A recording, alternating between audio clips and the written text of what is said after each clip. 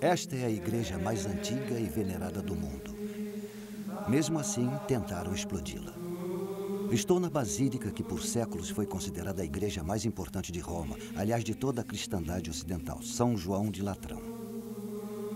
Esta igreja foi fundada por Constantino o Grande no ano 314. Ela recebe fiéis há mais de 1.600 anos. Até que, em 1993, na nossa década, uma bomba explodiu, danificando gravemente a antiga basílica. Uma bomba plantada por terroristas. Eu sou Edmund Purdon. Na próxima hora, estaremos analisando a relação entre acontecimentos mundanos e os 7 sinais do retorno de Cristo, tais como se vê no Antigo e no Novo Testamento da Bíblia. Estamos nos aproximando da contagem regressiva para o ano 2000. Muitas pessoas vivendo sob o calendário gregoriano veem uma relação entre os terríveis acontecimentos dos anos 90 e o novo milênio, que agora já está batendo à nossa porta. Milhões de fiéis veem o terrorismo, a queda moral e as catástrofes naturais que tanto marcam esta década como indícios que apontam para a segunda vinda de Jesus Cristo. Eles se perguntam: não será exatamente a nossa geração de que falaram os profetas quando fizeram suas predições? Terá chegado o final dos tempos? Milhões acreditam que deverá acontecer uma série de eventos antes que Cristo retorne para este mundo. A Bíblia prevê 7 acontecimentos solenes que anunciarão a segunda vinda de Cristo. Eu não sou teólogo, é claro, mas reconheço que um desses eventos já é história contemporânea. E outro é história em andamento. O primeiro evento, ou sinal, é o maior retorno ao lar da história humana e o mais sangrento. O retorno à terra sagrada do povo judeu, uma promessa bíblica cumprida em nosso século. O segundo é a fusão da Europa Ocidental numa superpotência sem precedentes, uma união que está sendo feita nesse exato momento. O terceiro é a ascensão de um ditador cujas monstruosidades podem superar até mesmo as de Adolf Hitler. O quarto é o predomínio mundial de uma nova religião, cuja divindade será Satanás, o anticristo e o falso profeta, a profana trindade. O quinto é a construção de um terceiro templo de Jerusalém, num local onde hoje existe um dos santuários mais sagrados do Islã. Um local que os muçulmanos prometeram proteger com o próprio sangue. O sexto é a invasão de Israel por exércitos cruéis do norte, que não serão derrotados por forças militares, mas pelo catastrófico poder da natureza de uma magnitude jamais vista. E, finalmente, a batalha mais sangrenta, a mais destrutiva jamais travada por seres humanos, o Armagedon. Mensagens espirituais para o próximo milênio. Os 7 sinais do retorno de Cristo. Distribuição Mundial Filmes.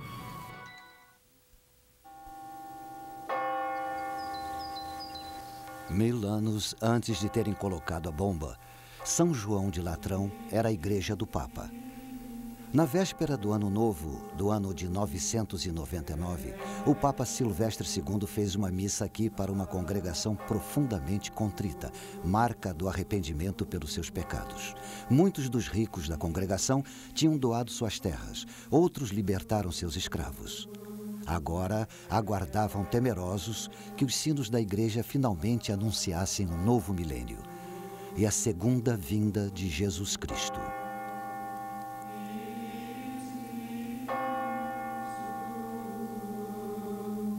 Dobraram os sinos, chegava o ano 1000, mas Cristo não apareceu.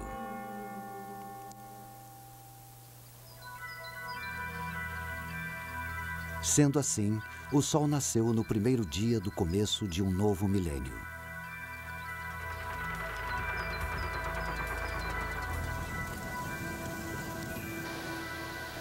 Hoje, o milênio que começou no ano 1000 está chegando ao fim. Algumas pessoas não têm dúvida de que o sino que irá dobrar no ano 2000 anunciará o retorno de Jesus Cristo. As pessoas procuram sinais, explicações para o aumento de tragédias nos anos 90, terremotos repentinos, vulcões lançando nas alturas jatos de lava incandescente e vapor, escuridão de dia, furacões terríveis e frequentes, assassinatos, terrorismo que nem o governo mais poderoso do mundo parece capaz de evitar, a carnificina da guerra e a ameaça da AIDS. Estará nosso planeta como um peão parando de girar? As pessoas querem respostas e procuram no estudo das auras, na propriedade dos cristais, no tarô, em mapas e mais mapas astrológicos. Os cristãos afirmam que não é preciso olhar para as estrelas. Eles sustentam que estão vendo sinais claros da volta iminente de Cristo, apesar de admitirem que não sabem exatamente quando isso vai acontecer. Eles não afirmam que conseguem ler a mente divina. Este livro, que está em todas as gavetas da maioria dos hotéis, foi traduzido para praticamente todas as línguas do mundo. Cerca de 25% de tudo que está escrito na Bíblia são profecias. Existem dezenas de profecias falando da vinda de Cristo para o nosso mundo, mas existem centenas de promessas falando da segunda vinda de Cristo. Algumas profecias descrevem os tempos em que nós vivemos.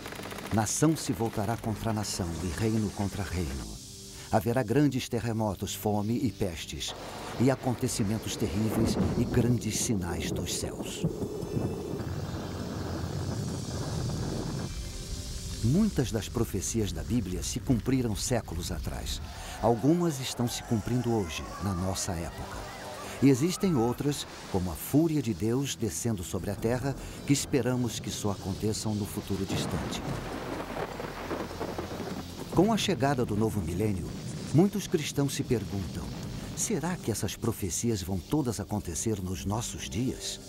Vamos nos aprofundar o máximo possível nessas profecias. Veremos que, como as 7 velas de um menorá, elas nos dão 7 sinais para o retorno de Jesus Cristo.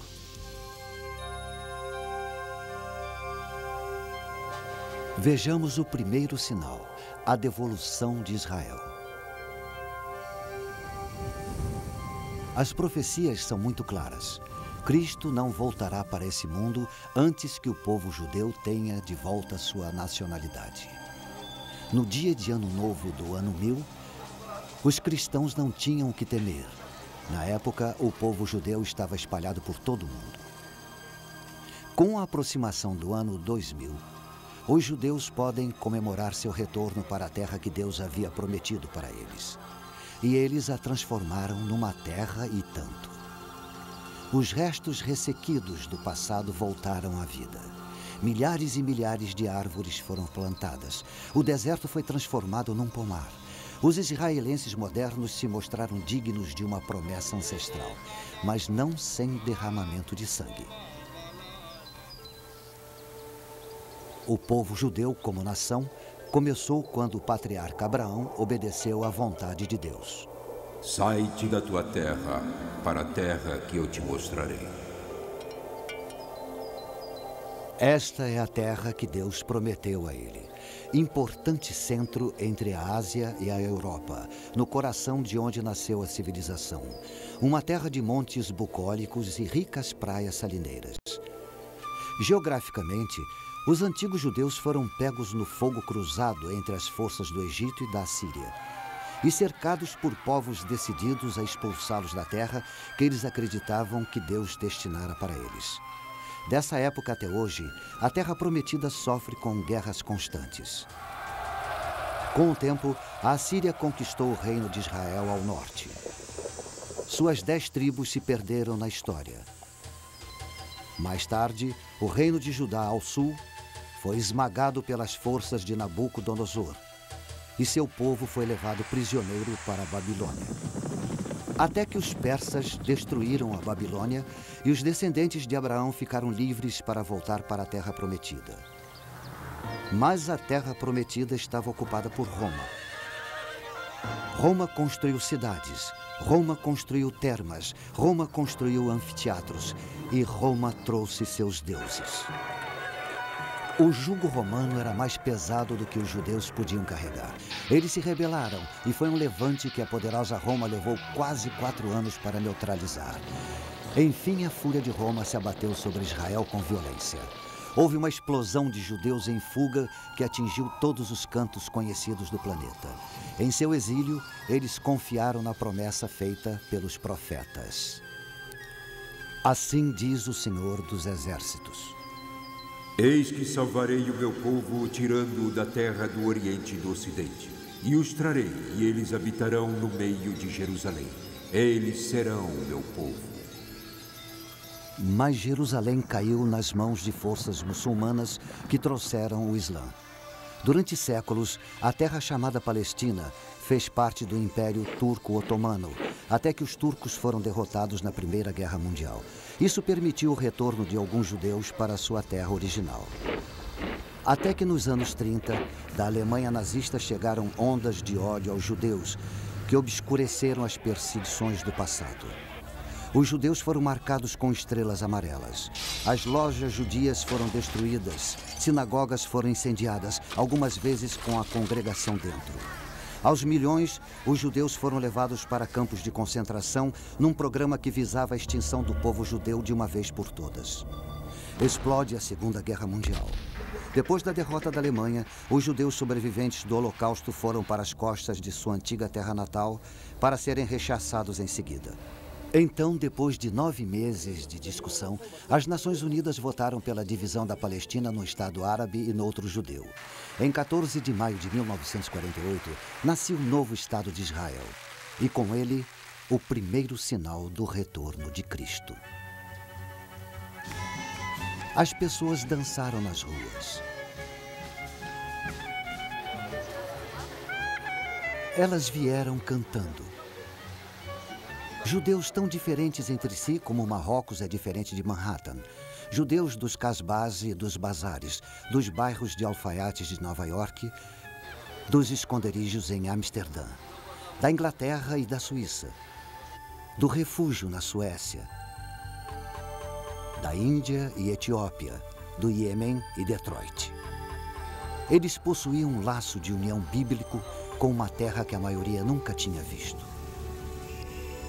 Também designarei lugar para Israel e o plantarei ali, para que habite no seu lugar e não mais seja perturbado.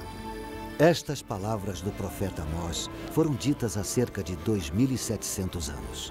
A devolução de Israel para o mundo parecia um sonho impossível, mas uma por uma as barreiras que o impediam foram afastadas. Pelas mãos de Deus, muitos acreditam.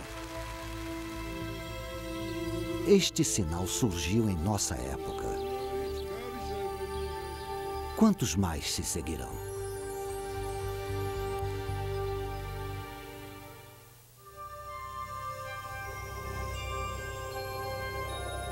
O segundo sinal, a Europa unida. Respondeu o rei: verdadeiramente o vosso Deus é Deus dos deuses, o Senhor dos reis e o revelador dos mistérios.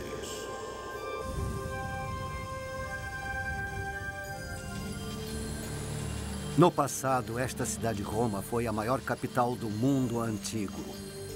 Hoje, Roma ainda é capital. Uma capital de um dos muitos países do oeste europeu que formaram uma confederação denominada UE, ou mais popularmente, União Europeia. A União Europeia é dinâmica. Ela alimenta o ideal de uma Europa unida, integrando os países membros econômica e politicamente. Ela prevê políticas comuns no comércio, na agricultura. Isso exige um sistema monetário europeu único para todos os países membros. Ela mantém um parlamento multinacional. Se a União Europeia decidir formar um exército comum europeu, ela emergirá como o Império Romano do século XXI. Incrivelmente, toda a operação da União Europeia foi prevista há cerca de 1.600 anos. Isso aconteceu na Babilônia, a lendária Babilônia dos Jardins Suspensos. O rei Nabucodonosor teve um terrível pesadelo e mandou chamar um visionário judeu chamado Daniel para que o acalmasse. Daniel disse para ele: Ó rei, subiram os teus pensamentos sobre o que viria no futuro. Ele continuou falando de uma enorme estátua de 4 metais de vários graus de dureza, referentes a grandes impérios do mundo antigo. A cabeça de ouro é a Babilônia. O peito e os braços de prata, o Império Persa. E o ventre e as coxas de bronze eram os conquistadores gregos. O triunfo de Roma sobre os outros é representado pelas pernas de ferro da estátua. Muito interessantes são os pés de ferro e barro. Os 10 dedos simbolizando 10 nações que cederão sua soberania a Roma. Daniel também teve uma visão do futuro. Foi tenebrosa. Ele viu 4 terríveis animais saindo de dentro do oceano.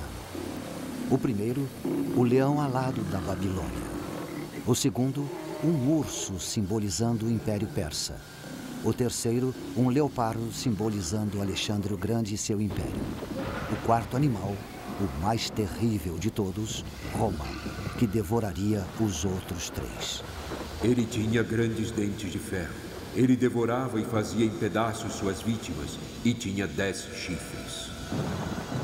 O profeta continua e diz que só depois que este superpoder de Roma for destruído, Cristo voltará para a terra e estabelecerá um domínio eterno que não passará. Mas a ideia de uma Roma imperial nunca morreu. Os fantasmas dos Césares continuaram assombrando as lideranças europeias. O Sacro Império Romano atingiu seu ápice durante a Renascença, com Carlos V. Napoleão desejou tanto o poder do Império Romano que se autoproclamou imperador. Roma chegou viva ao século XX com Tsar Nicolau e o Kaiser Wilhelm. Os títulos Tsar e Kaiser vêm de César. Benito Mussolini considerou-se durante os 21 anos de ditadura na Itália um César. Com grande entusiasmo, as pessoas o saudavam como Il Duce, Duce, que significa nosso líder, nosso líder. Ele devolveu o antigo nome romano para o Mediterrâneo, Mare Nostrum, nosso mar. O símbolo de seu governo de ferro foram os fasces, um feixe de varas exibido na Roma antiga como símbolo da autoridade. Enquanto governou, ele foi uma prova solene de que, mesmo no século XX, o espectro da Roma imperial nunca chegou a morrer. Hoje, as bandeiras da União Europeia flamulam por cima de muitos dos antigos territórios imperiais. Os Estados Unidos da Europa. Este era o sonho pós-guerra de Winston Churchill e de Konrad Adenauer, o primeiro chanceler alemão depois da rendição nazista. Para esse fim, em 1958, os líderes europeus se reuniram no Monte Capitolino e fundaram o Mercado Comum Europeu, que se desenvolveu até tornar-se a União Europeia que conhecemos hoje. Se a União Europeia for de fato a coalizão de 10 países prevista pelo profeta Daniel, ela irá se tornar uma superpotência política. Industrialmente, ela será uma das potências mais produtivas da Terra. Ela vai sustentar um gigantesco exército multinacional com as armas mais avançadas. E diz o profeta, vai impor um único credo, um jugo religioso a todos dentro de sua esfera. Quem será o senhor dessa superpotência política, esse gigante econômico, esse colosso militar?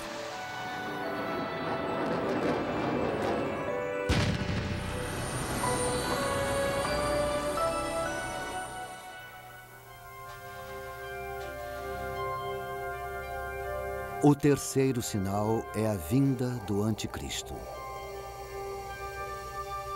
E eis que entre eles subiu outro chifre, pequeno, diante do qual 3 dos primeiros chifres foram arrancados. E eis que neste chifre havia olhos como os de um homem, e uma boca que falava grandes coisas.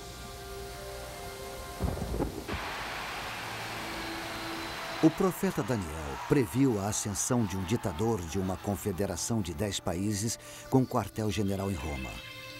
Ele vai se posicionar contra Cristo nos últimos dias antes da segunda vinda. Ele previu um homem que arranca todos que se opõem a ele em sua ascensão até o poder absoluto. Seus olhos, os olhos de um homem, demonstram aguda inteligência. E sua boca, que fala grandes coisas, prediz um orador de grande autoridade.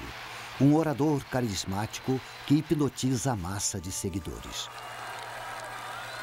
Para ele, as pessoas entregam tudo: sua vontade, sua lealdade, seu amor, sua liberdade, sua própria alma. Estão convencidas de que ele é o Salvador. Num mundo de guerras sangrentas, ele acena com a paz. Num mundo tomado pelo terrorismo, ele estabelece a ordem. Ele estabiliza economias abaladas. Ele unifica seus seguidores numa nova ordem mundial. Nesse mundo de sofrimento, o nosso mundo parecerá que é um enviado dos céus.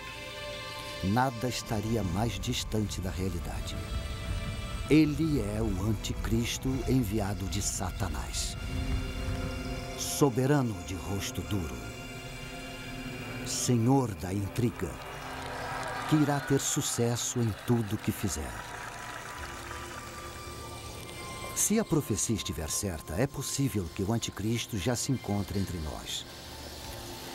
Temos várias razões para acreditar que será europeu. Eu ou você já podemos ter esbarrado nele na rua de alguma cidade. Ou ter sentado ao lado dele num avião. Ou sentado no mesmo banco de praça em Paris. Para milhões de cristãos, ele é o inimigo. Em sua luta pelo poder, ele vai acumular cada vez maior apoio popular. E por que não? Para as multidões profanas do Ocidente que estão cansadas das guerras seguidas e intermináveis.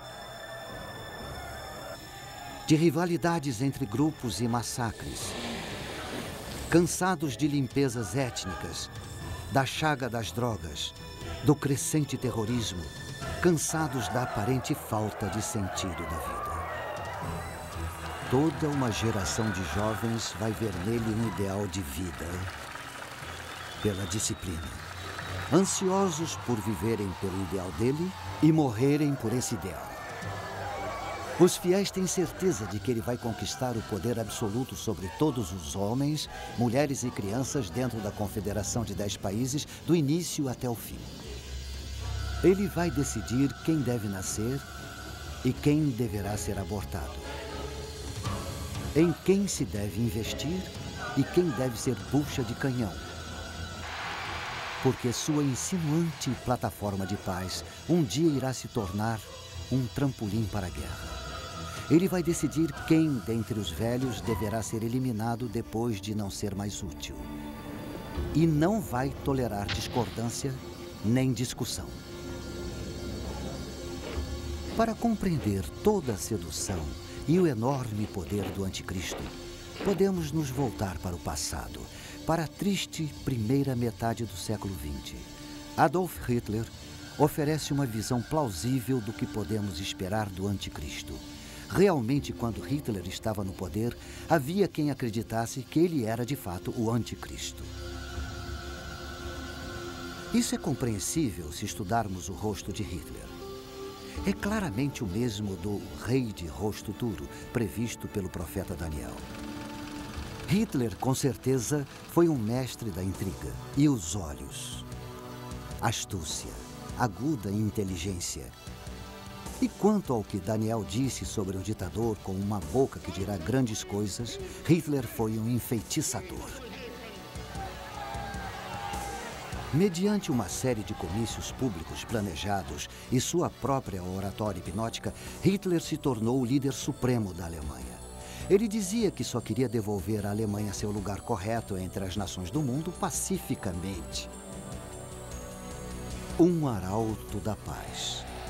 Os cristãos acreditam que é assim que o anticristo vai se apresentar em sua subida ao poder.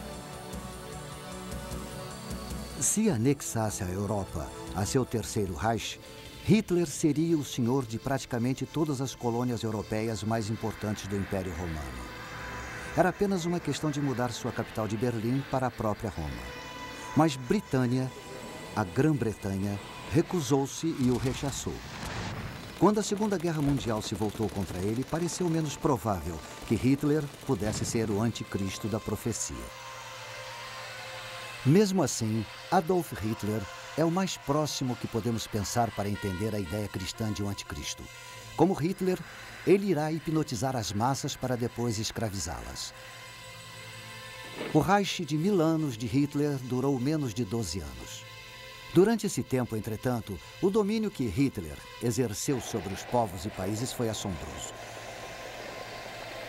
Mesmo assim, pelos padrões de hoje, as ferramentas de que ele dispunha para exercer seu controle eram primitivas. Não havia o uso da eletrônica que temos hoje.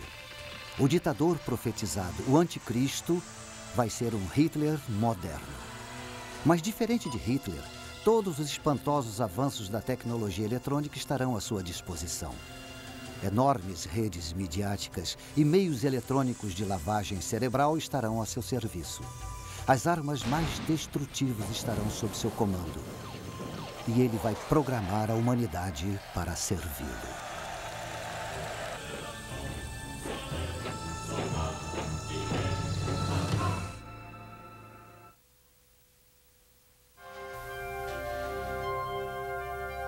O quarto sinal.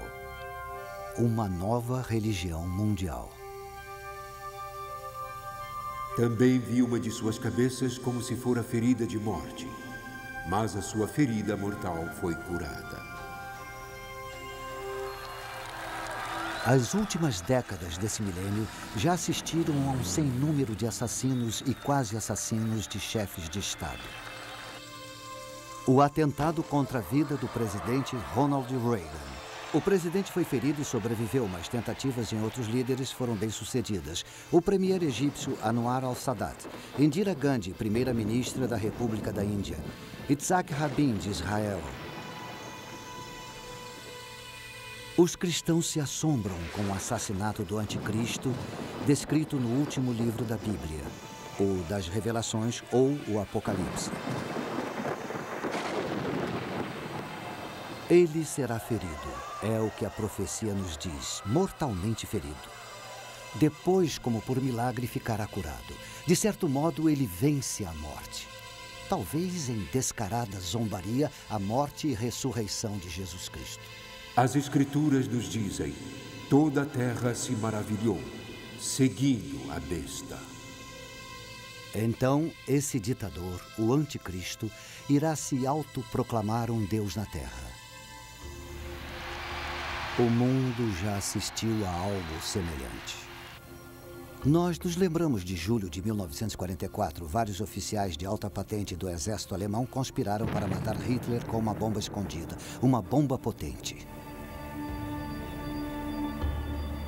Milagrosamente, Hitler sofreu apenas ferimentos leves. Para seus fiéis seguidores, Hitler não tinha apenas frustrado a traição. Ele tinha desafiado sobrenaturalmente a morte. Mais uma vez analisamos o ditador demoníaco para entender melhor o anticristo que virá. Enquanto o mundo estava sob seu controle, Hitler trabalhou para tirar Deus de seu trono. Heil Hitler substituiu Vá com Deus nas saudações. Nós vivemos por Hitler. Nós morremos por Hitler. Nosso Hitler, nosso Senhor, que impera no admirável mundo novo.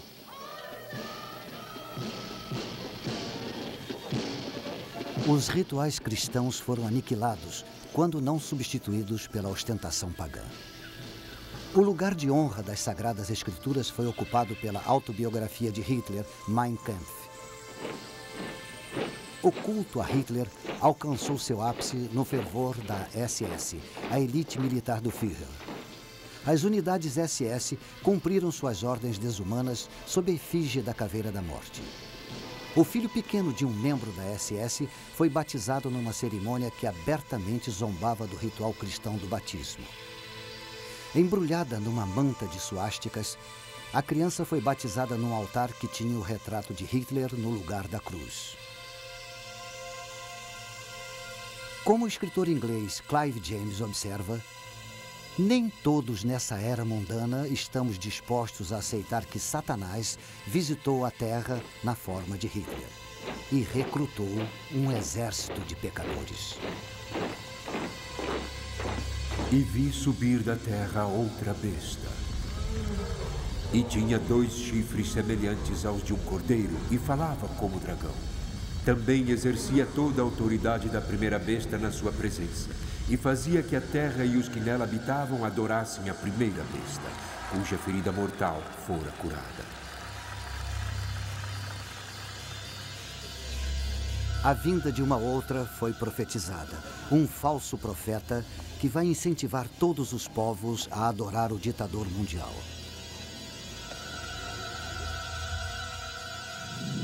A Bíblia nos diz que ele vai fazer o fogo descer do céu. Mesmo assim, ele não fará de si mesmo objeto de adoração. Em vez disso, irá dirigir a adoração do povo para o ditador, o anticristo. Ele fará as mentiras do anticristo parecerem verdade. E assim, esse ditador, economicamente e militarmente o mais poderoso que o mundo jamais conheceu, irá se considerar divino. Ele vai tentar imitar os milagres terrenos do Cristo. Se Jesus devolveu a visão aos cegos, ele vai empregar talvez tratamentos médicos ainda desconhecidos para a cegueira. Se Jesus fez os coxos andarem, ele poderá recuperar nervos e músculos atrofiados eletrônica ou quimicamente. Se Jesus fez a filha de Jairo voltar da morte, ele poderá, como Frankenstein, usar espantosas novas tecnologias para tentar igualar o milagre. Ou com poderes satânicos, ele poderá genuinamente dominar o sobrenatural para operar seus milagres. Porque a Bíblia diz que é Satanás quem alimenta esta dupla de anticristo e falso profeta. Desde o princípio, Satanás, o inimigo, o enganador, está determinado a afastar a humanidade de Deus. O fim dos tempos assistirá à maior mentira de todas, Satanás como o Pai, o anticristo como o Filho e o falso profeta como o Espírito Santo. A adoração do homem pela profana Trindade. O mundo poderá festejar tal reviravolta. Nosso mundo ocidental está tomado pela desorientação espiritual. Pequenos profetas surgem em toda parte. Muitos buscadores da verdade são atraídos para as fileiras de cultos bizarros. Em Jonestown, na Guiana, um falso profeta orienta seus seguidores para cometerem suicídio em massa pela ingestão de uma mistura com cianeto. 800 homens, mulheres e crianças caminham para a própria morte. Em seguida, um falso messias provoca a morte de famílias inteiras no Texas. Na Suíça e no Canadá, mais de 50 membros da Ordem do Templo Solar, trajados em vestes cerimoniais, ou tiram suas próprias vidas ou são assassinados por seus companheiros de culto.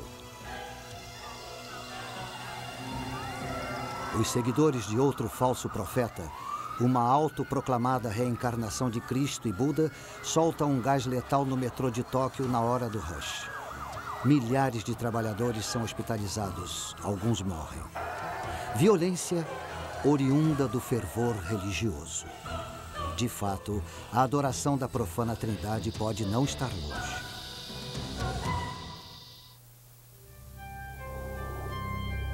O quinto sinal, a reconstrução do templo.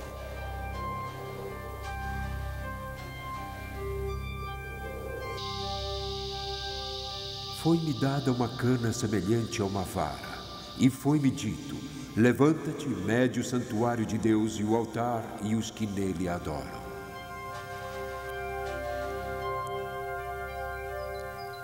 Jerusalém dourada. a cidade de Deus.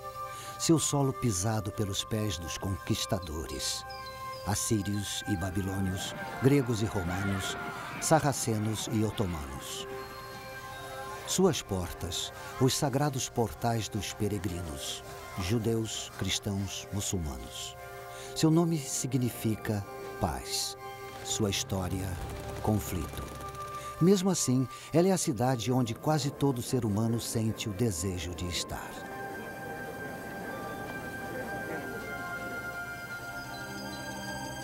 Este é o portão dourado de Jerusalém, silencioso perante a estrondosa profecia. Tanto judeus como cristãos tomam conta desse portão. Para os judeus, é o portão pelo qual o Messias vai entrar em Jerusalém e devolver a Israel sua glória do passado. Para os cristãos, é o portão pelo qual Jesus Cristo vai reentrar na sua cidade. Bem escolados nessas profecias, os otomanos muçulmanos lacraram o portão em 1530. E sabendo que o Messias, como um sumo sacerdote judeu, não pode atravessar um cemitério, construíram um bem grande na frente do portão. Esta é a coroa de Jerusalém, o templo do monte, o monte bíblico de Moriá e o centro da fé judaica. Apesar de ter apenas 35 acres, é o pedaço de terra mais disputado de todo o mundo. Foi aqui, como se vê nesse modelo, que o rei Salomão construiu o primeiro templo de Jerusalém, com os cedros do Líbano. Mas ele foi destruído em 586 a.C. por invasores babilônicos. Por volta de 26 a.C., o rei Herodes o Grande completou a construção do segundo templo. Foi seu maior feito. Para este templo, com ornamentos dourados brilhando em sua fachada de mármore branca, os judeus de todas as províncias do Império Romano faziam suas peregrinações de Páscoa. Foi aqui na corte dos gentios que Jesus, em sua fúria, expulsou do templo os mercadores e ambulantes. A tentativa do imperador Calígula de colocar sua efígie gravada no templo enfureceu de tal modo os judeus que eles se revoltaram contra Roma. No início, tiveram êxito. Mas em 70 d.C., as forças romanas dominaram a cidade, queimaram o templo e levaram seus objetos sagrados para Roma como espólio.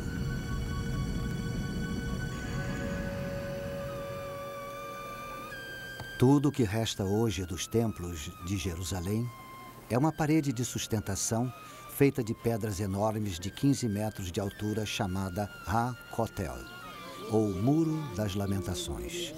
De toda a cultura judaica, este é o local mais sagrado. O que encima o monte do templo hoje é uma maravilha da arquitetura muçulmana. O Kubet es-Sakra, ou Domo de Pedra, é tão sagrado para os seguidores de Maomé quanto o templo era para os filhos de Israel. Ele abriga uma rocha sobre a qual, segundo se diz, o patriarca Abraão preparou o sacrifício de seu filho Isaque. É também a rocha da qual, segundo os muçulmanos, o profeta Maomé ascendeu ao paraíso. Cristãos e judeus estão proibidos de orar no domo ou na linda mesquita de Al-Aqsa, que fica próxima. Mesmo assim, o monte é o único local onde os judeus podem construir um novo e o terceiro templo de Jerusalém. E a reconstrução do templo é fundamental para os judeus mais religiosos. O monte do templo. Tanto judeus como muçulmanos reclamam sua posse. Um antigo representante de Jerusalém chamou esse tipo de conflito de uma bomba relógio de dimensões apocalípticas.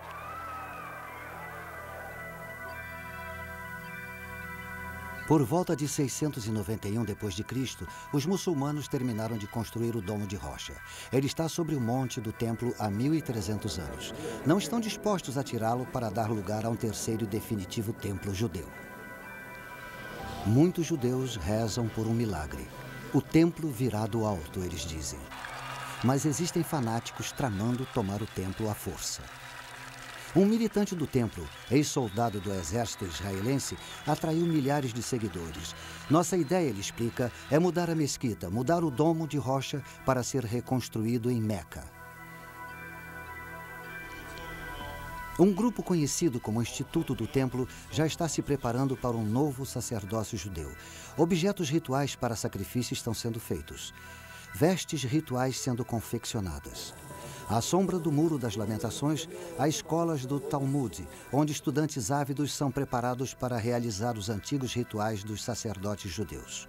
Um modelo em escala do Terceiro Templo já foi até construído. Mas os muçulmanos não abrem mão do Monte do Templo. Em 1990, irrompeu um tumulto quando um grupo de judeus tentou fincar a pedra angular do novo templo. Cristãos acreditam que Jesus Cristo não vai voltar para esse mundo até que o terceiro templo de Jerusalém esteja pronto. Como isso é possível com esta situação explosiva entre muçulmanos e judeus? E deu-se-lhe autoridade sobre toda a tribo, povo, língua e nação. O ditador dos 10 países irá intervir. Chegando como pacificador, ele irá enganar até o eleito. De uma vez por todas, ele irá apaziguar o conflito sobre o Monte do Templo. Não haverá mais discussão. O templo será reconstruído. E os filhos de Israel irão regozijar-se. Ele fez mais que resolver um conflito, eles dirão.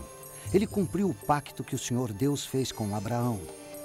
Mas o festejado ditador tem outros pactos a cumprir.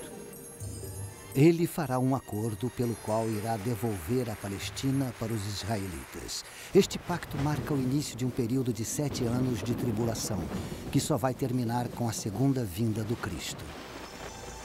Ele lhes dizia que fizessem uma imagem à besta que recebera a ferida da espada e vivia. Agora, o falso profeta, fonte oculta do poder, entronizará o ditador anticristo no novo templo de Jerusalém. E os que habitam sobre a terra irão adorar a besta, cujos nomes não estão escritos no livro da vida. A imagem dele será adorada, venerada, cultuada.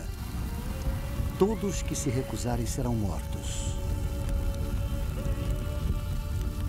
Os israelitas traídos reagirão como seus ancestrais fizeram quando o imperador Calígula tentou pôr sua imagem no templo deles. Vão se revoltar e lutar. E o ditador os fustiga com tal massacre que irá ofuscar o holocausto de Hitler.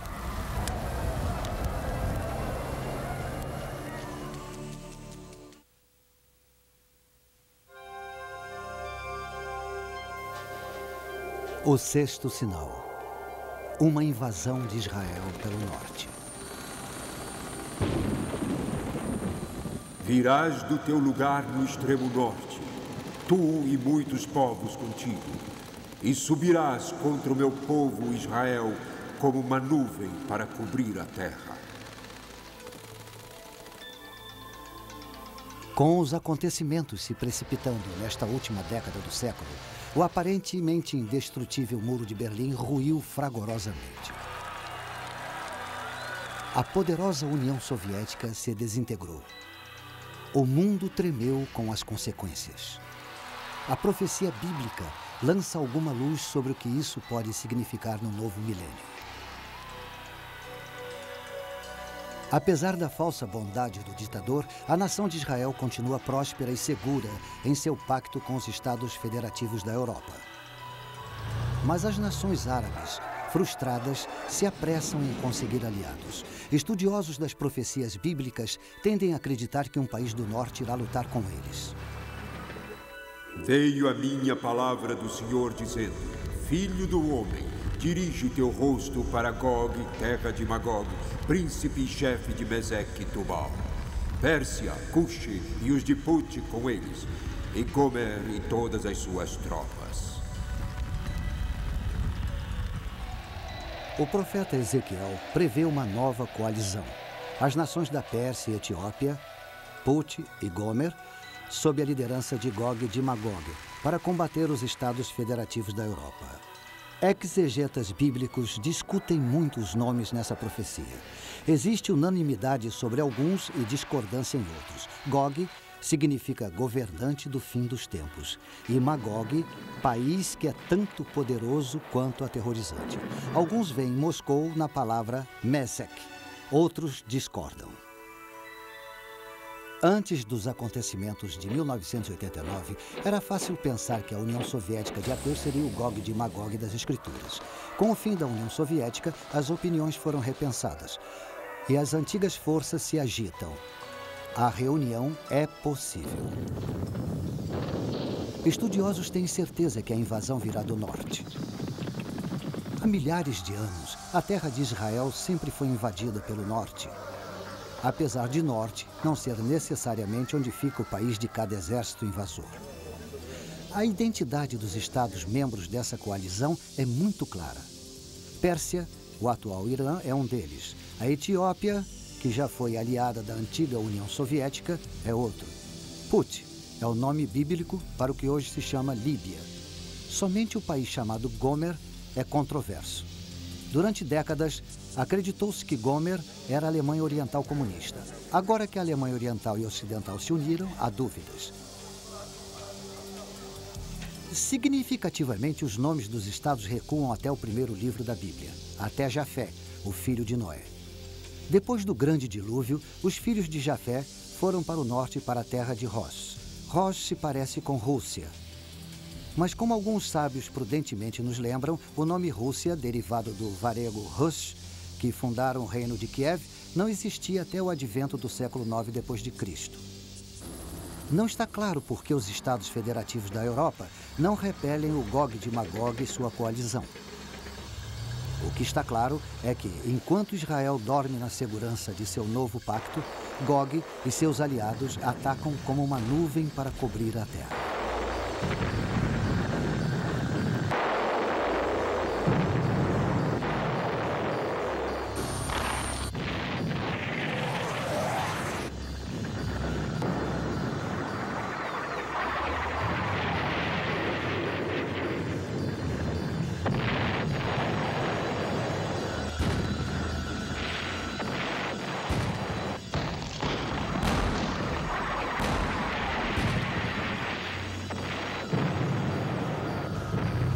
A invasão é um sucesso.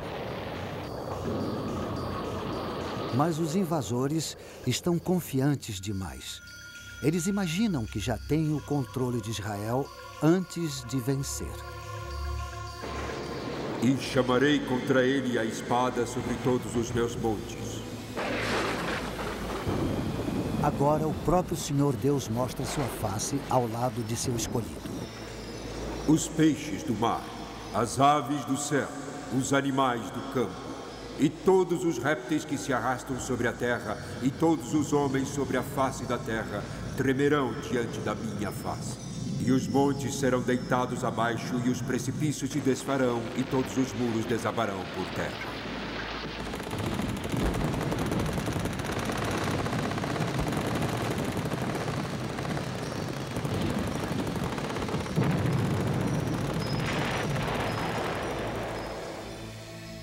Gog e sua coalizão são destruídos.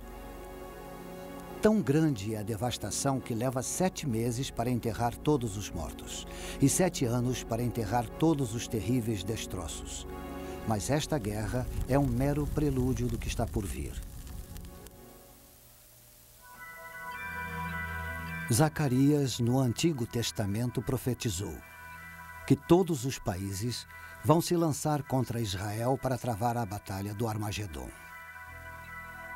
Em 2 de dezembro de 1942, neste local, na Universidade de Chicago, foi feita a primeira fissão nuclear. No átimo de segundo desse primeiro clarão atômico, iniciava-se uma nova era. A era da energia nuclear e a da guerra nuclear. Se a profética batalha do Armagedon for inevitável, será um holocausto de natureza nuclear. Se isso vier a acontecer, pode-se dizer que a batalha teve sua origem neste local, onde está hoje a escultura comemorativa de Henry Moore.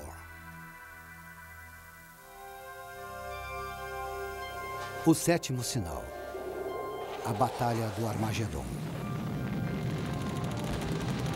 Pois eu ajuntarei todas as nações para a peleja contra Jerusalém.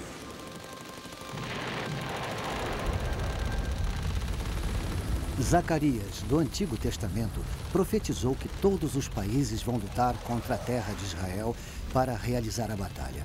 Ele previu uma batalha em que uma boa parte da raça humana irá morrer. O nome do lugar onde essa batalha será travada provoca arrepios só de ouvir. Armagedon. Os cristãos acreditam que toda a epopeia dos judeus é uma crônica dos esforços de Satanás para destruir o povo escolhido de Deus e para malograr o plano de Deus para a redenção da humanidade.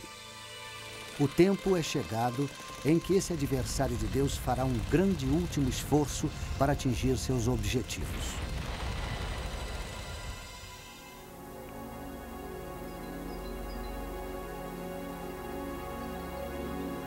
Megido está tranquila agora. No mundo antigo, aqui era um centro de comércio fundamental. Debaixo das ruínas da cidade que estão vendo, estão enterradas 20 outras Megidos, uma em cima da outra. A cidade foi reconstruída 20 vezes. O Vale de Megido se estende do Mediterrâneo até o norte de Israel. Quando Napoleão veio aqui, sua análise militar foi que, na planície de Megido, a natureza tinha criado seu maior campo de batalha. Nós conhecemos Megido melhor por seu outro nome, Armagedon. No interior dos gabinetes do ditador dos Estados Federativos da Europa e de seu falso profeta, o adversário de Deus alicia os inimigos do mundo para lutarem nesse amplo vale. Será a última batalha que o ser humano jamais irá travar. Eles virão de todos os cantos do mundo. Mais exércitos virão descendo do norte. Outros exércitos invadirão pelo sul. Chefiados pelo Deus da guerra, o único Deus que o anticristo irá reconhecer além de si mesmo, os Estados Federativos da Europa despacharão suas tropas de elite pelo ocidente, tropas com armas superiores. Mas um exército em número incrivelmente superior vem vindo do Oriente, a leste do Eufrates. Como a profecia diz que o exército terá 200 milhões de homens, é de se suspeitar de uma coalizão das nações asiáticas encabeçada pela China. Do norte, sul, leste e oeste eles vêm, e o confronto é aqui.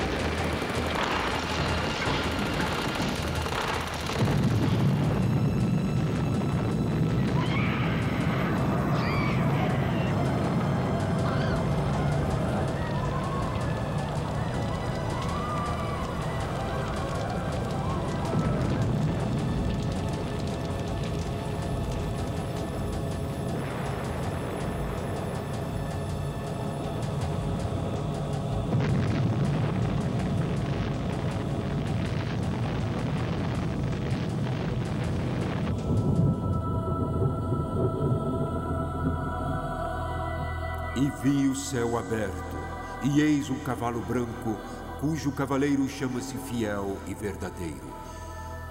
No manto sobre a sua coxa tem escrito o nome: Rei dos Reis e Senhor dos Senhores. Cristo, que retornou em sua glória, julga as nações ímpias. De sua cidade sagrada, Jerusalém, ele irá reinar triunfante e seu reino será eterno. A profana trindade está esmagada. Satanás foi banido para sempre. Os redimidos da humanidade vivem no êxtase do reino soberano de Deus sobre o universo.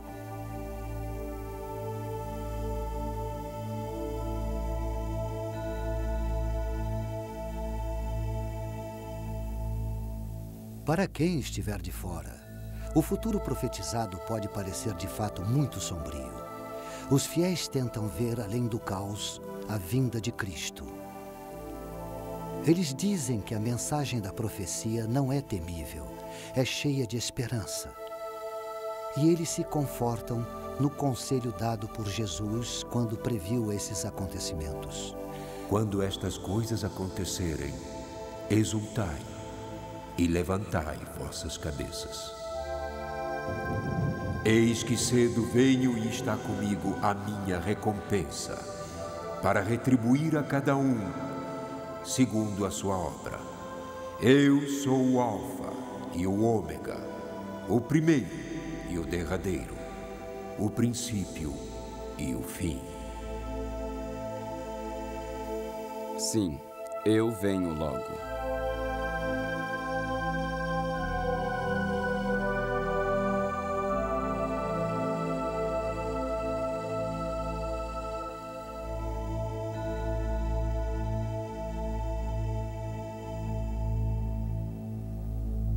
Versão brasileira Audio News.